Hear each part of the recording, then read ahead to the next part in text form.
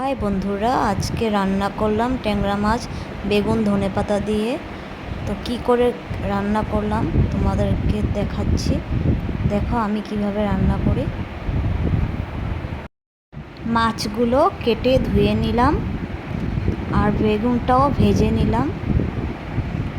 এখন মশলা পেস্ট করে নিয়েছি, টমেটো পেস্ট, জিরের গুঁড়ো, হলুদ গুঁড়ো, লঙ্কা গুঁড়ো, নুন দিয়ে একটা মশলা বানিয়ে নিলাম।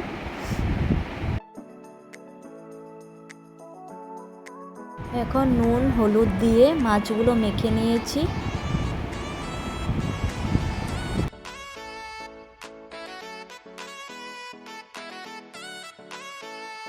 মাছগুলো আমার মাখা হয়ে গেছে। এখন কড়াইতে তেল দিয়ে মাছগুলো ভাজার জন্য বসিয়ে দিয়েছি।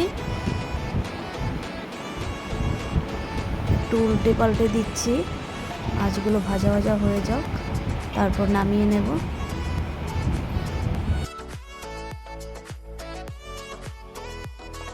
মাছ ভাজা হয়ে গেছে আমার, এখন কড়াই থেকে নামিয়ে নেব। এখন কড়াইতে তেল দিয়ে কালো জিরে ফোড়ন দিয়ে দিলাম আর রেডি করে রাখা মশলাটাও দিয়ে দিলাম। এখন কষিয়ে নেব মশলাটা।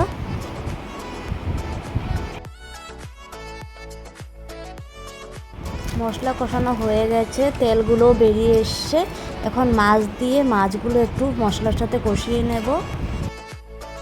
মাছগুলো কষানো হয়ে গেছে, জল দিয়ে দিলাম। ঝোলটা ফুটে উঠলে বেগুনগুলো দিয়ে দেব।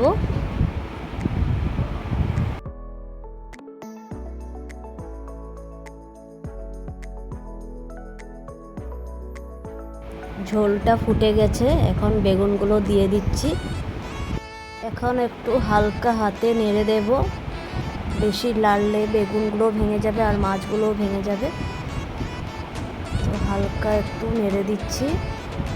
এখন ধনেপাতার কুচি ছড়িয়ে দেব মাছের মধ্যে।